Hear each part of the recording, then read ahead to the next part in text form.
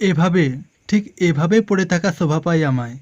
না জানি কেন বারবার, প্রত্যেকবার এসব ঘটনা আমার সাথেই ঘটে। আর পারছি না, এভাবেই যেন উঠিয়ে নেয় ভগবান। মৃত্যুদায়ী জীবন যে মরার চেয়েও বড় কষ্টদায়ক, এ ভার নিয়ে বেঁচে থাকা আমার পক্ষে সম্ভব নয়। উঠিয়ে নাও ভগবান, উঠিয়ে নাও।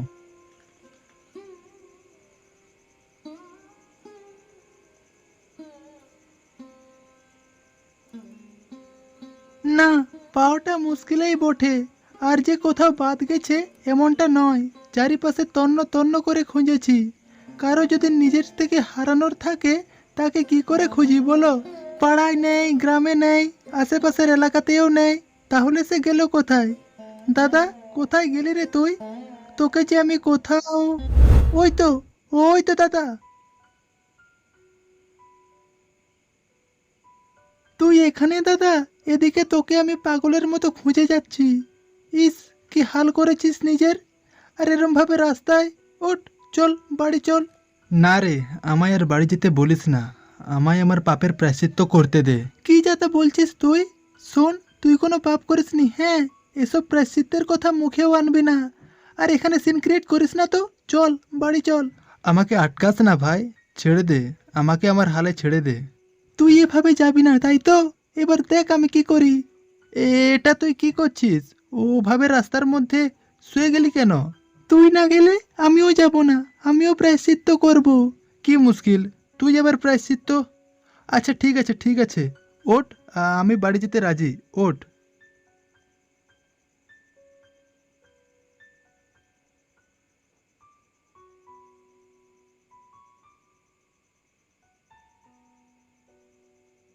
আচ্ছা দাদা, তোর মতলবটা কি?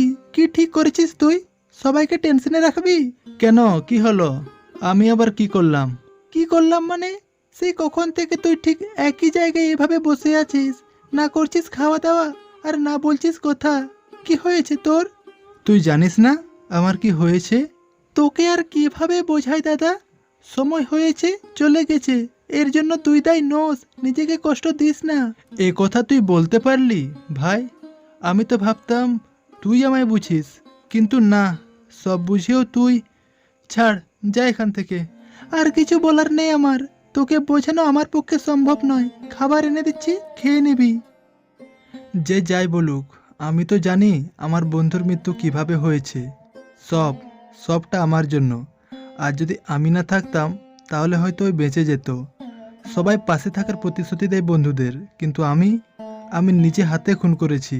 কি করে মেনে নেব সবটা? বেঁচে থাকার কোনো অধিকার নেই আমার। বকুল, পারলে আমায় ক্ষমা করে দিস। আমি নিরুপায়।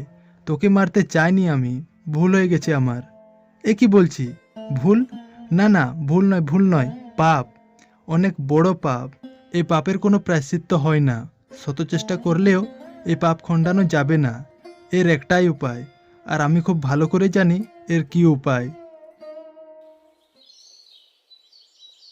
আজ দাদাকে কোন এক ভালো ডাক্তারের কাছে নিয়ে যাব। বারবার ও নিজেকে দোষারোপ করছে, নিজের দিকে আঙ্গুল তুলছে। এমনটা যে ও কেন করছে আমি তো বুঝতে পারছি না। আর আমি নিজের চোখে দেখেছি ওর এতে কোনো দোষ নেই। এটা দাদা নিজেও খুব ভালো করে জানে। আর এমনটা তো নয় ওকে কেউ দোষারোপ করছে। ও নিজে থেকে এসব ভাবছে। বকুলদার বাবা মাও তো মেনে নিয়েছে ওর ছেলে দুর্ঘটনায় মারা গেছে। এ কি অনুপম, নিজের সাথে কি বেড়বেড় করছিস? আরে কাকু, তুমি কখন এলে? সবে মাত্র। আগে বলতো কি সব বলছিলি? আর অভিজিৎ কোথায়? ওকে দেখতে পাচ্ছি না। শুনলাম ও নাকি মৃত্যুদায় ভাবছে নিজেকে। এসব কি ভাবছে ও? ওর মতো নিরীহ ছেলে আবার খুন করবে? দেখো না কাকু, আমি বুঝিয়ে বুঝিয়ে ক্লান্ত হয়ে গেলাম।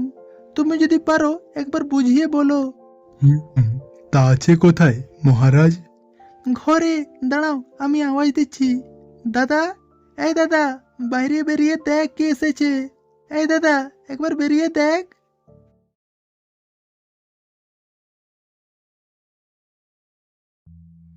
এ কি, কোনো সাড়া শব্দ নেই যে। চল তো, ভেতরে যাই। এ কি, দাদা কোথায়? দাদা, দাদা, এখানে তো কেউ নেই। ও মাই গড, কোথায় গেল দাদা? আচ্ছা ঠিক আছে, ঠিক আছে, প্রেসার নিস না, এখানেই কোথাও থাকবে। না কাকু, এখানে কোথাও নেই। কাল রাত্রে অনেক কষ্টে খুঁজে পেয়েছি। আমার তো মনে হচ্ছে ও আবার কোথাও চলে গেল। আচ্ছা, কে এই লোক যার জন্য অভিজিৎ সবসময় নিজেকে দায়ী করছে? কে এই লোক? জানতে চাও? ঠিক আছে, আসলে ও লোক নয়, বকুল, দাদার সবচেয়ে প্রিয় এবং কাছের বন্ধু। একদিন বিকেলে ওরা এক খালের উপরে বসে প্রকৃতির সৌন্দর্য অনুভব করছিল। ওখানে ওরা প্রায়ই যায় আর বসে গল্প করে। আসলে জায়গাটা এত সুন্দর যে ছেড়ে আসতে মন করবে না। কিছু দরকার ছিল বলে দাদাকে আমি ডাকতে যাই। দাদা, এই দাদা, চল বাড়ি চল, কাজ আছে। আসছি। বকুলদা, তুমিও এসো, তোমাকেও জেঠু ডাকছে। বকুল! স্লিপ করে খাদে পড়ে বকুলদা। দাদা কিছু করেনি। প্রাণের চেয়েও প্রিয় বন্ধু বলে মনে হয় দাদা নিজেকে ক্ষমা করতে পারছে না, তাই এসব উদ্ভ্রান্ত কাণ্ড করে বেড়াচ্ছে। একবার না, 1000বার বুঝিয়েছি, কিন্তু সে কিছুতেই মানতে চায় না। কাকু, এবার তুমিই বলো আমি কি করব? আমার বিড়বিড় করার কারণ হলো এটাই। বুঝেছি, বন্ধু চলে যাবার বিষয়টা অভিজিৎ কিছুতেই মেনে নিতে পারছে না, তাই ও বারবার নিজেকে কষ্ট দিচ্ছে, এটা ভেবে যে ও প্রায়শ্চিত্ত করছে। সমস্যা তো বুঝে গেলে, কিন্তু এর সমাধান আদেও আছে কি? আমার হিসেবে এর একটাই সমাধান, এই পরিবেশ থেকে বের করে ওকে দূরে কোথাও পাঠিয়ে দিতে হবে। এটা করলে হয়তো ও স্বাভাবিক হয়ে যাবে, কারণ এখানে যত সময় কাটাবে ওর নিজের প্রতি দোষী ভাবাটা আরও গাঢ় হবে। অন্য পরিবেশে গেলে ও ওইগুলোই ভাববে যেগুলো চোখের সামনে দেখবে, আর তারপর ধীরে ধীরে ওর ব্যবহার সাধারণ হয়ে যাবে। এ তো খুব ভালো আইডিয়া। না না, ওকে ঠিক রাখতে গেলে দূরে কোথাও পাঠাতে হবে। কিন্তু ও আছে কোথায়? কোথায় গেলে পাবো ওকে?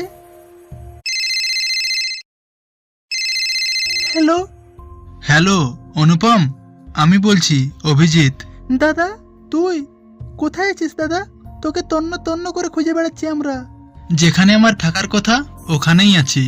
আমি এমন জায়গায় আছি যেখানে আমায় প্রায়শ্চিত্তর হাত থেকে কেউ আটকাতে পারবে না। আমি আমার প্রাণ দিয়ে ওর আত্মার শান্তির কামনা করব। এইসব তুই কি বলছিস? পাগল হলি নাকি? আগে বল কোথায় আছিস, এক্ষুনি যাব। না না, এখানে আসার ভুল করিস না তুই। আমি সব আত্মার মাঝে এক শান্ত ঘরে আছি, যেখানে আমি ছাড়া আর কেউ নেই। আমি তোকে এটা জানাতে ফোন করেছিলি যে ভালো থাকিস। হ্যালো, হ্যাঁ, যা কেটে দিল। কাকু, কাকু, ও কি পাগলামো শুরু করেছে বলো তো? কোথায় আছে কিছু বললো? না কাকু, সেরম কিছু বললো না। শুধু বলেছে বলতে যেখানে ও ছাড়া আর কেউ নেই, আত্মা ঘিরে থাকা এক জায়গা যেখানে চারিদিকে মৃত আত্মার রাজত্ব। কাকু, আমার অনেক ভয় করছে। আমি জানি এরম জায়গা কোথায় আছে, চল।